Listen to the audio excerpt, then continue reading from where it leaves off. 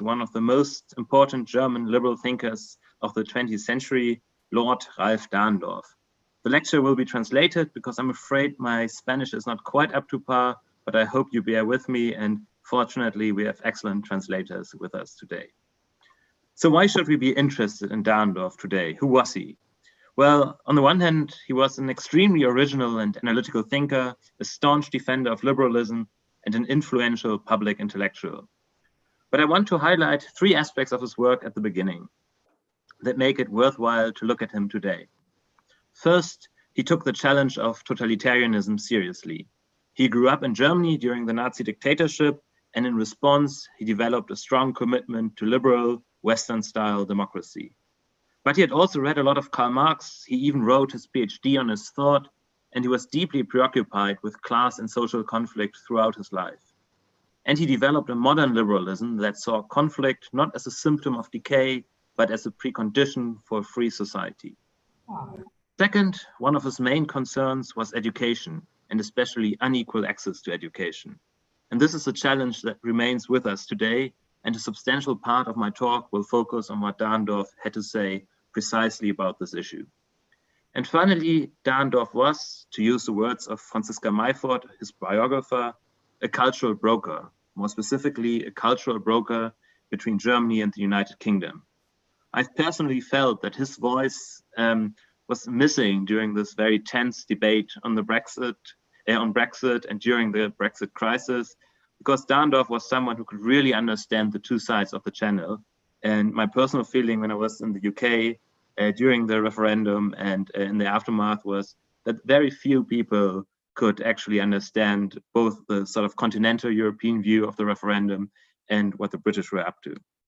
So in the first part of this talk, I will briefly deal with his biography and his early academic work. I will then turn to his political career, and in particular, I will focus on his intervention in a key German debate at the time, namely the question of how to reform the education system. Then I will look at his role as a public intellectual, and I should say at this point that this talk is based on a small publication that the Liberal Institute is about to complete and publish in German for a start, and where I've worked closely together with Walter von Kieseritzky and Thomas Volkmann, to whom I'm deeply indebted. So let's start with the biography. So this is a structure again, and this is the biography. So you can already see that he basically had a very unique career in the 20th century, from a prison in the Gestapo to the professorship and the House of Lords. So I sort of want to start with his birth. He was born in Hamburg on the 1st of May, 1929. And Hamburg is a splendid port city whose citizens pride themselves on their Hanseatic civic mindedness. But at the same time, it is and was a bulwark of social democracy, Red Hamburg, as it was called. And during the Weimar Republic, the Nazis struggled to make any substantial inroads into the local parliament. In addition, Hamburg is a rather Anglophile city, and this has remained true until today. And all these characteristics are reflected in Dahrendorf's family. His father, Gustav Dahrendorf, was a staunch social democrat who had managed to climb the social ladder from modest beginnings into the middle classes, and who was a member of the Reichstag from 1932 onwards. So only for 1 year, because the Nazis, of course, came to power on the 30th of January, 1933. And in this political tradition, Ralf Dahrendorf sort of was brought up, and at the beginning he was very close to social democracy, which had a very strong Marxist undertone at the time. So he became even a member of the SPD after the war in 1947, before he turned to liberalism. And let me check the right slide. And Ralf Dahrendorf's childhood and his school days are, of course, overshadowed by National Socialism. So born in 1929, he was 4 years old when the Nazis came to power. His father, who had been active for the Social Democrats, was arrested. And in the autumn of 1944, he was convicted as a sort of supporter of the assassination attempt on Hitler on the 20th of July, 1944. And he was only released by the Soviets in April 1945. And Ralf Dahrendorf was, at the beginning, like most teenagers, a member of the Nazi youth organization. And as he describes it himself in his memoirs, quite impressed with National Socialism, at least initially. But this early sympathy met with strong rejection in his parents' house, and the fate of his father and the omnipresent political discussions at home immunized him, and he sort of became very critical of the Nazi dictatorship. And already during the dictatorship, he turned against Nazism. He even distributed leaflets for a resistance group, and he was caught by the Nazi secret police. So in the winter of 1944-45, he was imprisoned for 4 weeks in a Gestapo sort of work and education camp just outside of Frankfurt an der Oder, so in the very east of Germany. And all these oppressive experiences sparked in him what he called an elementary urge to be free. And the post-war years, so after the liberation in May 45, set the course for Dahrendorf in many ways, because his father continued his political work for the Social Democrats. Dahrendorf suddenly met the other side of totalitarianism, because his father was an opponent of the forced unification of the two German left parties, the Social Democrats and the Communist Party. So the Communist Party was basically headed by the Stalinists, and the family came under scrutiny, this time by the Soviet rulers, and finally fled to the British zone back to Hamburg. And this made Dahrendorf, as he later called it, a double-burned child of totalitarianism. And the family's numerous contacts with British and American officers became now of great importance. Those contacts supported the young Dahrendorf, who was now finishing school. He got his Abitur in 1947. And then he was able to participate in a re-education camp by the British in Wilton Park. And there he took part in discussions. He was able to make his first journalistic attempts at radio broadcasting. And in 1941, he even undertook his first trip to America. But the support included even more contacts and recommendations, so strong transatlantic network in a way, and they supported his journalistic and academic career.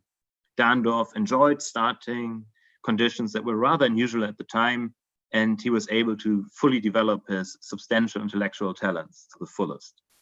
This network was, by the way, to last a lifetime. For example, there's an acquaintance Noel Annan, who later became Lord Annan, who worked for the British Security Service, and they forged a lifelong friendship. And in 1993, when Ralf Dahrendorf became a member of the British House of Lords, Lord Annan was then his sponsor. And Dahrendorf basically also started a huge academic career that he rose very rapidly, sort of became a sociological shooting star. He benefited from family contacts and, of course, from the networks of the immediate post-war years. He was sort of regarded as a wunderkind of the fledgling discipline of sociology. He completed his studies with his first doctorate already at the age of 23, and then he switched to the London School of Economics and Political Science, the LSE, where he earned a second doctorate. Then a few early academic positions followed. For a time, he was at the very famous Frankfurt Institute for Social Research, but he wasn't quite happy with the tasks that he was given by Theodor Adorno and Max Horkheimer, so the core of the Frankfurt School.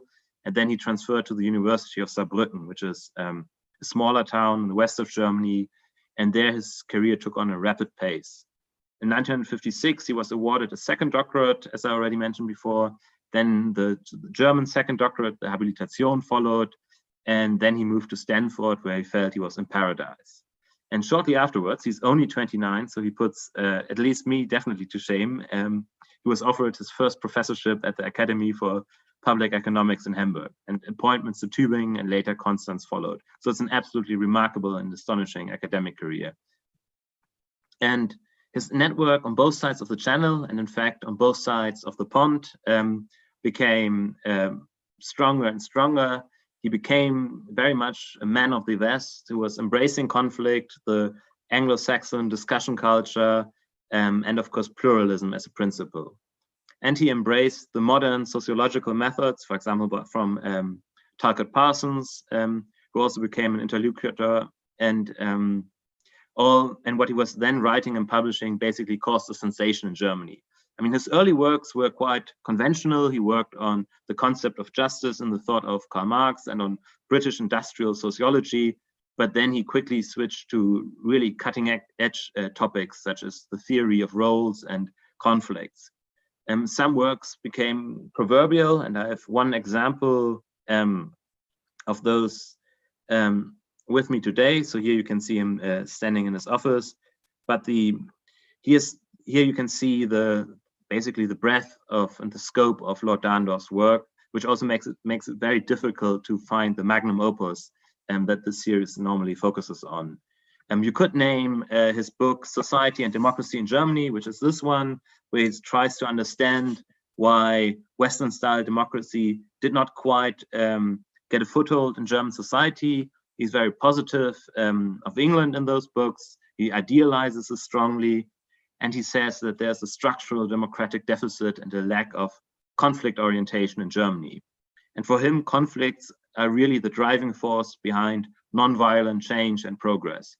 They contribute to increasing the life chances of everyone, and in this respect, social conflicts, very much like inequality, are an indispensable component of human societies, and they are regulated by democratic institutions, the legal system, and an active civil society.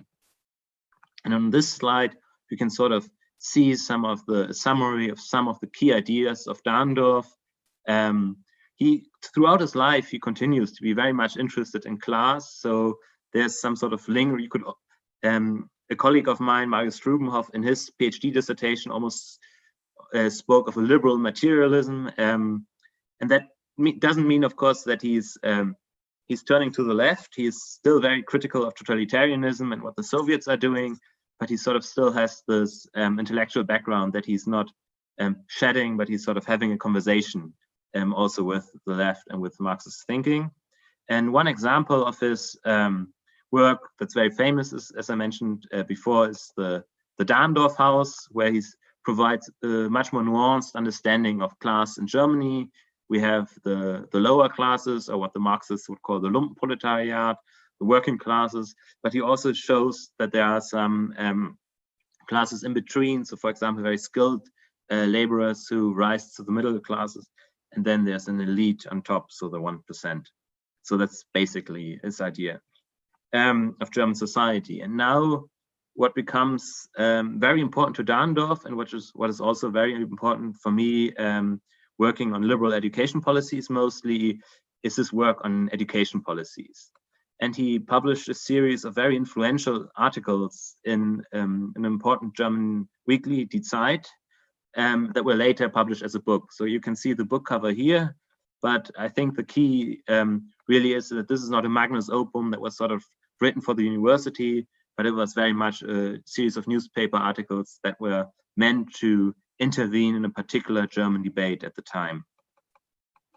So Bildung ist Bürgerrecht, Education is a Civil Right was the title of the book, and the title that was sort of meant to summarize Dahrendorf's contributions to education policies. And the name was chosen deliberately, also with a reference to the American civil rights movement that was going strongly at the time. And by formulating education as a basic social right, Dahrendorf fundamentally set himself apart from the previous speakers in this debate and presented a very ambitious vision for a liberal education policy. Just to give you a little bit on the background on the debate, basically like every good German educational discussions, it began with a stern German warning about an educational catastrophe. So in this case, it was a Protestant pedagogue, Georg Picht, who wrote an influential article in another very stern German magazine, Christ and Welt. And for almost 2 years, people began complaining in feature articles and in regulars and early radio broadcasts about the alleged decline of school standards. They discussed the relevance of academic education for the German economy and for international competition, and they poured over the projections of student and teacher numbers. And all this was not fundamentally wrong, but Dahrendorf said it missed the actual problem.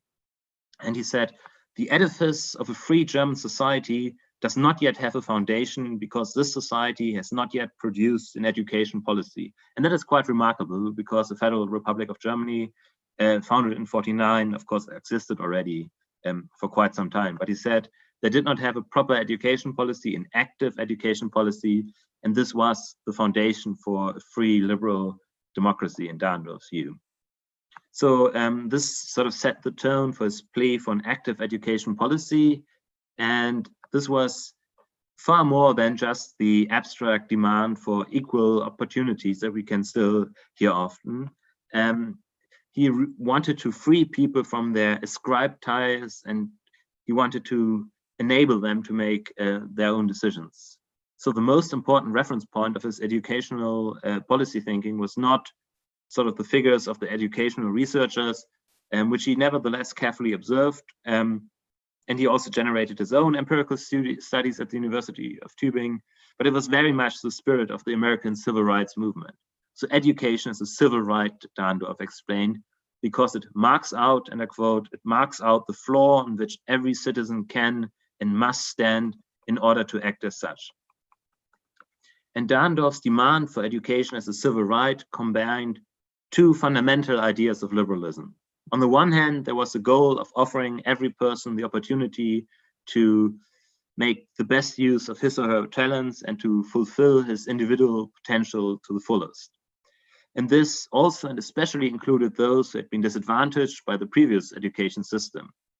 On the other hand, he was also concerned with anchoring a liberal understanding of citizenship in Germany, and this contributed, he hoped, to the modernization of the country. Sort of at the beginning, he has analyzed why Germany had some sort of special path, and now he's thought, okay, education is going to lay the foundation for a pluralistic liberal society. And this approach was flanked by a whole series of practical proposals. He worked as a founder of universities, as a policy advisor, and years before all these issues were put on the agenda by the student movement of 1968, he called for strengthening of model schools. He advocated an increase in the number of school leavers with the Abitur, so the German A-levels, and he called for significantly higher government spending on education. And he looked very closely at why certain groups were disadvantaged and why they couldn't access sort of the higher echelons of German education. And he coined a term, the Catholic worker's daughter from the countryside. And that was meant to summarize sort of different factors that contributed to educational inequality. And that was a very precise description at the time. And it underlined his claim that education policy should be seen as a progressive socio-political project that would do justice, not least to the new role of women. So he was very progressive in that regard as well.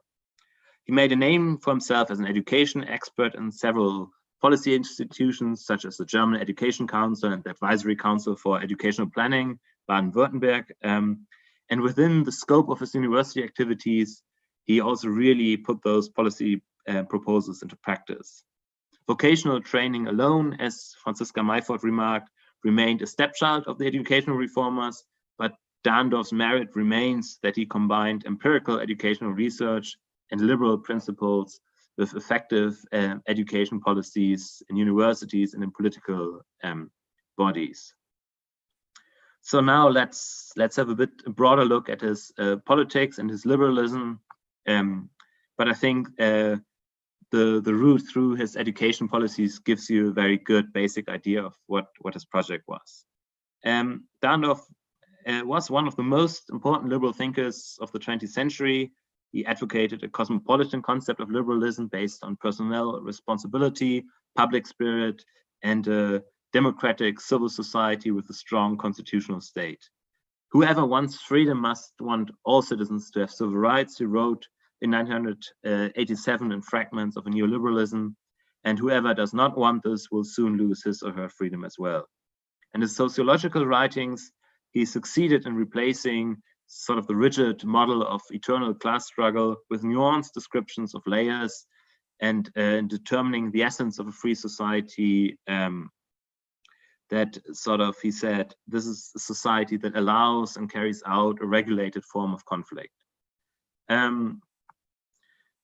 Basically, he took the criticism of social inequality that the left provided and the thinkers such as Karl Marx provided seriously, but he set out for a new social contract against dogmatic Marxism. Opportunities for participation for all, the containment of bureaucratic excesses, and the perspective of a world civil society were the central pillars for Dahrendorf for such a contract. He recognized technological innovation in its sort of Janus-headedness, so both the opportunities that technology provided for increased welfare and freedom, but also sort of the threat of technology and a certain concentration of power in a new elite.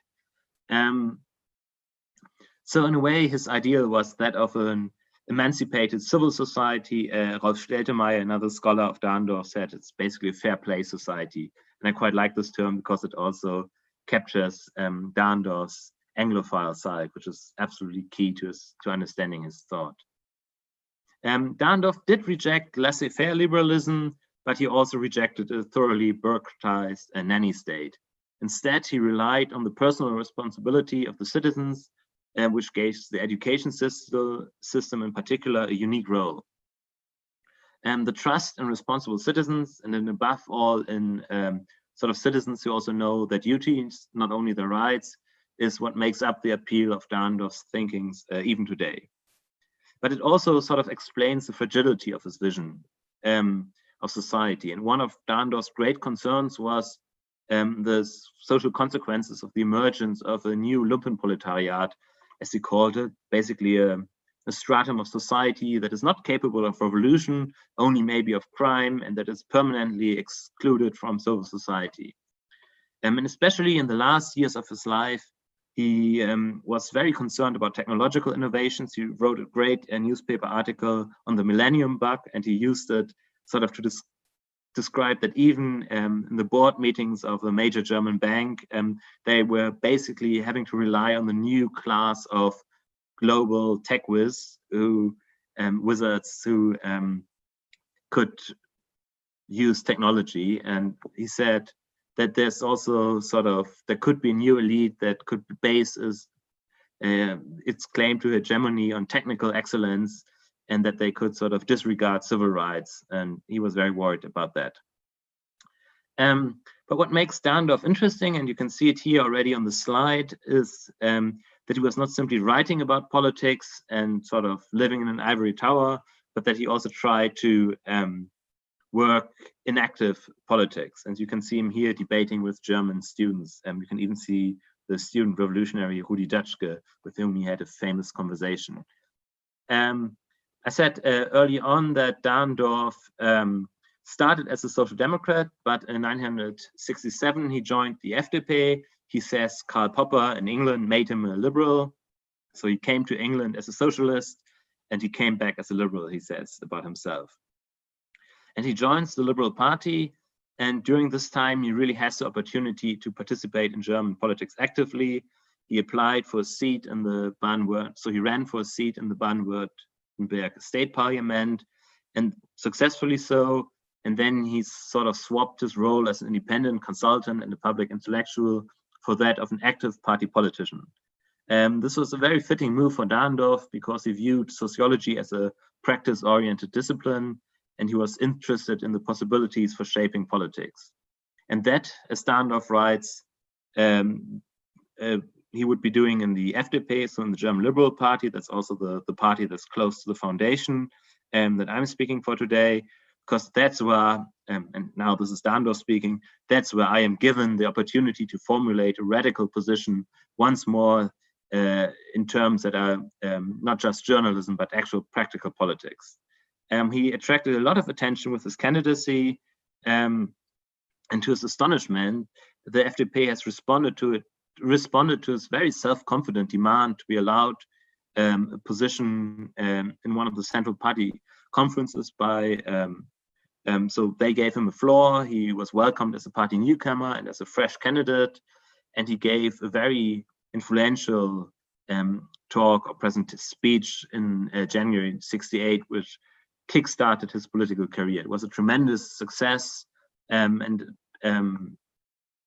he began with the words, "It is time for politics to be made again in Germany," and he wanted to use his scientific and academic expertise for the benefit of politics. And the audience was swept off their seats, and he was elected to the Federal Executive Committee of the FDP, and he became a member of that until '67. And after this party conference, Darendorf was a star in the media and in the public, and he was called as one newspaper called a comet in the sky of the FDP. At the time, in '68, the FDP was in a bit of crisis. Germany was ruled by a grand coalition, very much as it is today. And that was basically the FDP had 50 seats against 468 seats of the government. And it needed fresh politicians and especially prominent people with popular support who could appeal to a new stratum of voters.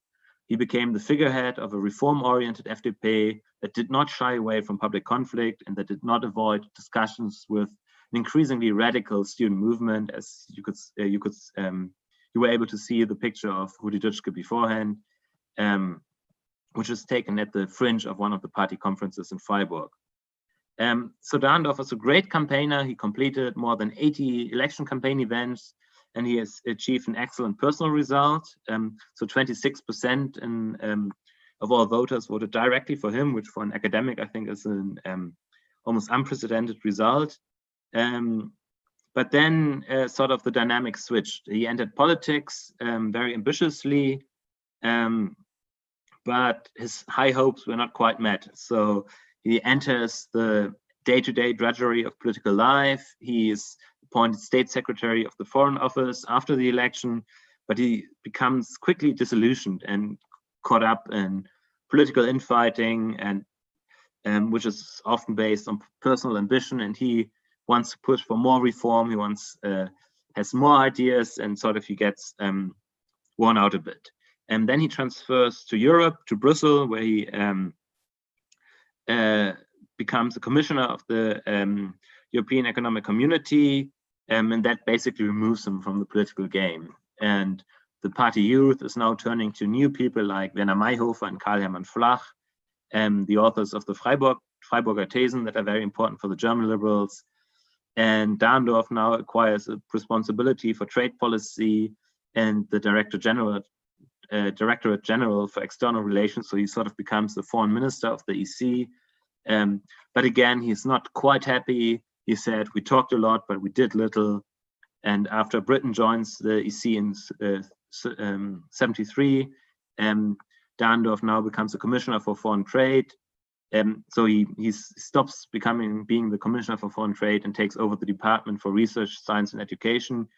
But at the same year, he accepts an offer from the LSE and returns to England, and he leaves active policy, and sort of it's a very ambiguous result. And then something that's very important for us, in December 1982, he becomes the chairman of the Friedrich Naumann Foundation for Freedom, and he switches now from the Liberal Party in Germany to the British Liberal Democrats. But he remains a very important voice for German liberal throughout the rest of his life. Now I want to briefly turn to an aspect of Dahrendorf's life that's very dear to me, and that is his engagement as a world citizen and as a cultural broker. So you can see here a picture with Dahrendorf and Queen Mum. And this is sort of his biography after his stint in politics. Very illustrious career. He becomes a warden at the St. Anthony's College in Oxford, the director of the LSE, and he gets appointed to the House of Lords. And he's now returning also to journalism. He writes for Die Zeit. He gives lectures to the BBC. So the Dahrendorf on Britain becomes a very popular format, and he is also translating from both sides of the channel. So he becomes a very important voice for the mutual understanding of Germans and British. And especially in times of Brexit, as I mentioned before, Dahrendorf's German-British view is missing. And this is how I want to close by briefly considering what he said on Europe, because it's a very nuanced view that we don't hear much today. So he was quite skeptical of the development of Europe, despite the fact that he was, of course, an ardent Europhile in a sense of mutual understanding and sort of Europe as a bulwark of liberal democracy. But he warned, for example, in an interview that he gave in 1998 about the de-Europeanization of Europe, and he suspected with some justification that the British would stay away from the project of a common currency. In general, he said the monetary community was costly and a risky project, which was less important than the integration of Eastern and Central Europe. Although he once ran for the European elections on an Italian ticket, and he was a member of the European Commission, he doubted the existence of a collective European identity. Dahrendorf saw himself as a skeptical European who, while welcoming the internal market and even imagining in 2005 the accession of Turkey, he saw democracy and a culture of debate being anchored in the nation state. As early as 1975, he had discussed the prospect of Great Britain belonging to Europe with historian H.A.P. Taylor, and the Brexit would have hardly surprised him, knowing that his British compatriots had rejected the Euro Parliament, and once even the Channel Tunnel. But the way from the mainland to Great Britain does not lead through the tunnel, but above all to bridges or through bridges of cultural understanding, and Dahrendorf helped to build those bridges like no other. So this is now the question, what does Dahrendorf mean today? I would say that his manifold public impulses and his idea that he really led in life, moved by passion and practical reason. He was an educator for freedom, as his friend Fritz Stern emphasized, and he won a huge number of awards, honors, and I think what we can still learn from him today is also this, not only his concern for liberal democracy, but also the conviction that history does not follow laws, this is not determined, but it is essentially what we make of it. People are not at the mercy of history, but rather have the opportunity and the responsibility to shape it themselves. And therefore, the decisive force of liberal societies must be civil society and not the state or the economy. Democracy, the rule of law, and the separation of powers are the surest guarantees of individual life chances and freedom. Dahrendorf vehemently defended parliamentary democracies against all criticism, and he also was very wary and very worried about the strength of populism. And against the threat of social fragmentation, Dahrendorf advocated a liberalism that was based on family associations, communal activities, also religion. And from this, abilities and strength would be gained to absorb and process changes in the nation state, but also globally. He saw himself as a skeptical optimist, as for example, Thomas Hauser, another scholar of Dahrendorf's, also emphasized, and Dahrendorf in many ways emphasized opportunities and rather than the risks of globalization. He wanted to use the economic opportunities of the global marketplace while at the same time preserving and perhaps even creating new civil societies based on solidarities, and to achieve all this within the framework of liberal political institutions. And where this was sort of working, where freedom, citizenship, and prosperity were simultaneously secured, that was sort of the fair play society that Dahrendorf was aiming for. So my last slide is Dahrendorf in a more relaxed atmosphere with a famous actor, but I've also included a link to a publication by the Friedrich Naumann Foundation of a rather unknown piece by Dahrendorf, which is called 8 Remarks on Populism, that he already wrote, I think 40 years ago, but that are still relevant today, maybe especially relevant today, and you can find the link on the slide. And now, thank you very much for your attention, and I look forward to your questions and in the debate. Buenísimo. Acá hay algunas preguntas que voy a tratar de relacionarlas entre sí. Hay una pregunta que dice si por favor podría desarrollar el sistema de educación propuesto por Dahrendorf, y decía que él creía que la educación era un derecho, pero creía que también debería ser obligatoria. Con respecto a eso nos gustaría que conteste. Y aparte, trasladarlo a la situación argentina actual, que dice que en Argentina la universidad es gratis, digamos, es pagada en base a impuestos, y no tiene restricción de admisión, digamos. ¿Qué ideas tenía Dahrendorf o qué ideas hubiese tenido sobre este tema? Thank you very much for the question. Excellent. Darendorf was a proponent of an active education policy, and by that he meant an active education policy of the state. So he, in his series of articles, he even developed some sort of constitutional articles for education, and he said it is the role of the duty of the state to guarantee education for all of his citizens. So he was very much a proponent of free public universities. So I think I don't know that much about the Argentinian education system, but it sounds quite similar to the one that we still have in Germany. So very low or no tuition fees. The universities are mostly run by the state, so are most schools, although there are some private schools, or Schulen in freier Trägerschaft, as they are called. And one of the reasons why Darendorf thought that the state had the duty to take care of education, not, for example, as a lot of other liberal thinkers say, it should be a private enterprise, or maybe even there should be homeschooling. Darendorf thought that because education is so important for the constitution and the education of citizens, it's sort of, without a proper education, you cannot participate in civil societies, you can't take up the duties that comes with citizenship. And this is why we can't leave it to private enterprises. We must make sure that everyone has access.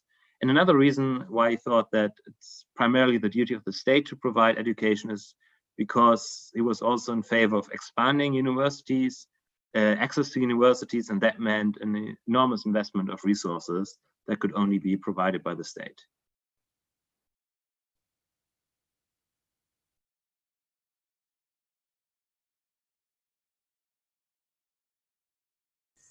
Perfecto.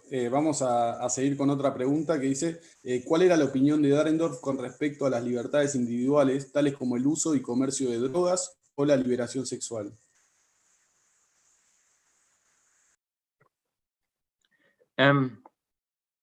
That's a very interesting question, and I'm afraid I'm not sure what he said about the use of drugs. I would have to look that up. But when it came to sexual liberation, he was very much in favor. He was also one of a very strong proponent of the rights of women. So, I mean, at the time when Darendorf was sort of at the height of his public power, German society was still quite conservative, and Darendorf brought with him almost an sort of Anglo-Saxon width of freedom to this debate as well. And yes, for him, individual liberties were absolutely key. Also, they were sort of they had, again, two sides against which they should be defended. So on the one hand, there was a threat from totalitarianism, and on the other hand, there was a threat of the nanny state. And basically, the key role of the state was to guarantee those individual rights, including sexual freedoms, etc., but also the right to debate and to participate in those open discussions. So yes, he was very much a mainstream liberal in that sense.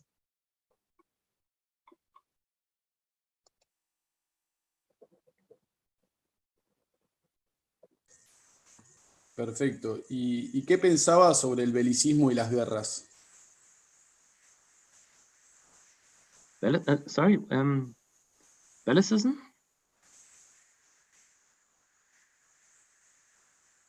Well, well, he was, I mean, he experienced the Second World War as a teenager. He was, in that sense, of course, he was very concerned about peace in Europe.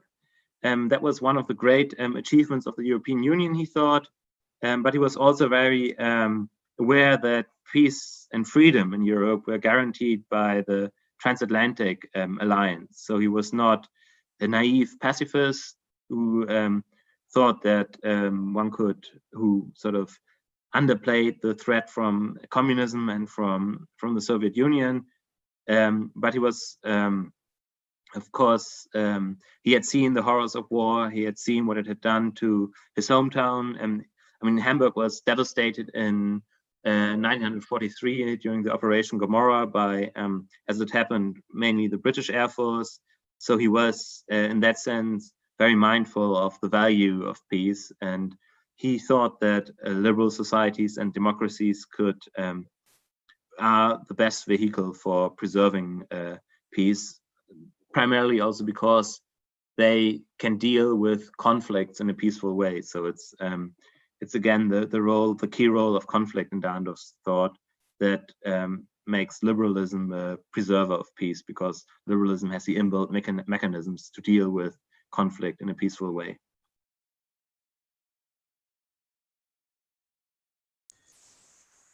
Y podríamos decir entonces que el principio de subsidiariedad rige su forma de entender la política, y en relación a eso, respecto a la concepción liberal y su vinculación con la igualdad de oportunidades a nivel social, podríamos decir que eso es un salto como una diferenciación del liberalismo clásico.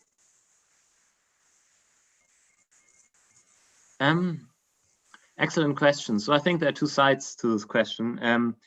Sometimes Dahrendorf has been called a social liberal, against the idea of, the neoliberals. I mean, and that's also a misleading term. But I think in many ways, Dahrendorf is just a classic mainstream large L liberal, capital L liberal. Solidarity is for him not something to be enforced by the state. It should come from civil society itself. He thinks that he's putting primarily his trust into the individuals. He's also skeptical of a bureaucratic welfare state. I mean, of course, he wants to guarantee a minimum standard of living, because that's also a precondition for participating in civil society. But he's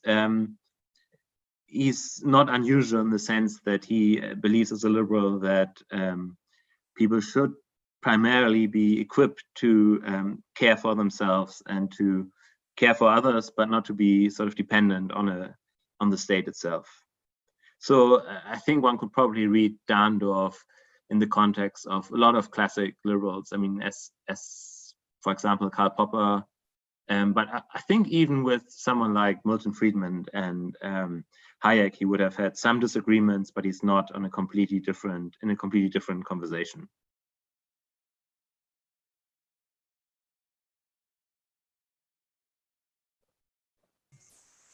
Bárbaro. Dice, ¿y cuál cree que hubiese sido la posición de Darendorf frente a las medidas de cuarentena que se han implementado los gobiernos hoy en el mundo en general frente a esta pandemia, y el cierre total de los comercios en la pandemia, digamos? That's a very tricky question. It's always, I don't want to sort of put my words into Dahrendorf, because, as I said, he's a very original thinker, and I think I would be far too simplistic, so I can't assume that position. But I think we have some clues from his works on how he might have approached it. So he's not critical of government in itself. I mean, he was part of government committees, and I would suspect that he would have supported government efforts to decrease the public health risks. But at the same time, he would have emphasized the role of civil society and of open debate. So I think it's very difficult to say whether he would have said that the lockdown is too harsh or came too late. So all these are questions that we have to discuss now. But he would have very much advocated a public and open debate. He would have advocated people correcting their views. He would have looked very closely at the available data. So in Germany, we have, for example, the Robert Koch Institute, which is providing excellent insights. We have started our Corona app today, and I think I would like to think that Dahrendorf would have welcomed and even installed the app. But at the same time, I think he would have been deeply worried about the economic consequences of the lockdown. And so I think liberals across the world. So it's a very difficult problem, but he would have been a strong advocate of acknowledging the complexity of the problem, sort of not going for easy solutions, but saying, well, this is precisely what liberalism is made for complex problems with lots of different factors, and can only find a solution through constantly questioning ourselves and debating the pros and cons of every solution in the media and through the channels of public opinion.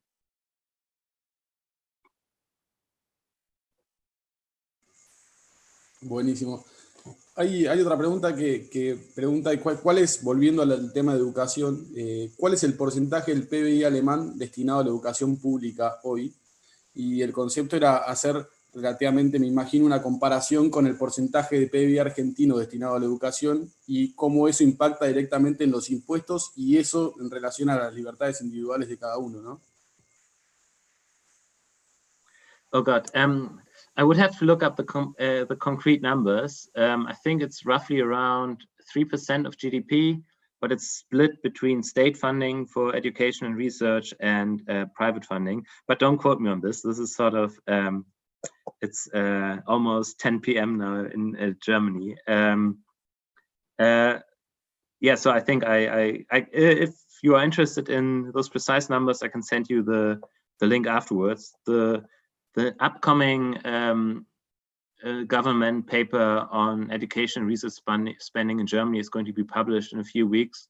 So the parliament already has it, but I'm not quite sure what the numbers are. But it is, I think the number is quite substantial. It might be slightly larger than in Argentina, but yeah, I don't want to give you any wrong numbers. That would not be something that Darendorf would approve of. But he would probably have the number ready.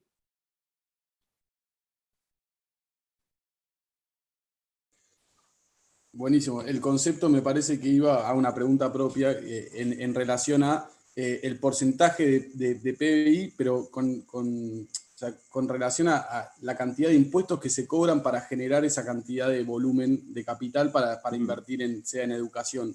En Argentina eso eleva los impuestos, no solo la educación en realidad, pero desde el principio de subsidiariedad y con la búsqueda de igualar oportunidades, se eleva el porcentaje de impuestos y en el fondo limita las libertades individuales.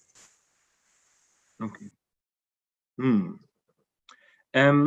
So if you look at the debate where he was intervening at the time, so in the 1960s, Darendorf was, in a way, his argument was that we should not primarily look at those numbers, but we should look at the fundamental duty of the state to provide a basic level of education. So and then the taxes would have to follow. So in that sense, he would probably have agreed with spending a substantial amount of public money on education. So I don't think he, I mean, I personally, I can see the trade-off, of course, that if we have free access to education for everyone, that is, someone has to pay for it. It's not free in that sense. But I think because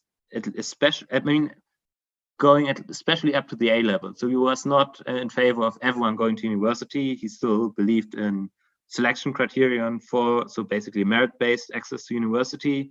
So he wanted to raise it basically to 15% of all school leavers. And now in Germany, we have, I think, roughly 25 to 40%, depending on how you rate the university. So he was, in a sense, he was not in favor of free for all, and that would have limited the taxes. But when it came to providing basic or even secondary education, I think he would have swallowed the bitter pill, and that was what he was advocating at the time. That was that taxes had to pay for it, and not the individual who was consuming the education.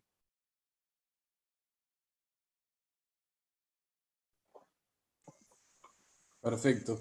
Bueno, vamos a ir cerrando porque estamos ya llegando a la hora. Quiero agradecer especialmente a Thomas Clausen y a las fundaciones que hoy nos acompañan.